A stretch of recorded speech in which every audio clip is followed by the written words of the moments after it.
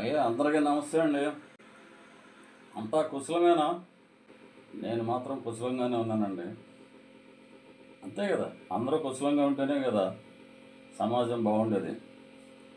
ఇంతకీ నేను చెప్పాలనుకున్నది ఏంటంటే, ఏదైనా మనం ఇష్టపడటం వేరు, దక్కించుకోవడం వేరండి. రెండు వేరు వేరే. ఇష్టపడంగానే సరిపోదు కదా, అది దక్కించుకోవాలి.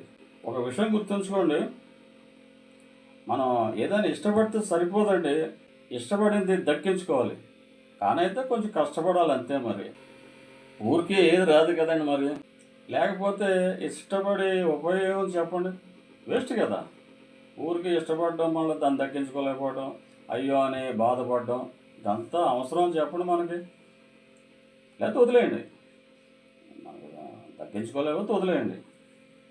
ఇష్టపడితే కష్టపడి దక్కించుకోవాలి. అవునా కాదా? ఏవో చిన్న చిన్న విషయాలు నా దృష్టిలోకి వచ్చి మనసులోకి వచ్చినవి, చదివినవి విన్నవి మీతో షేర్ చేసుకుంటుంటాను.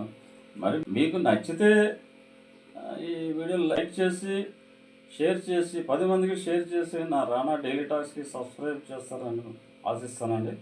మరో మంచి వీడియోతో మళ్ళీ మిమ్మల్ని కలుస్తాను. అంతవరకు సెలవు. నమస్తే అండి.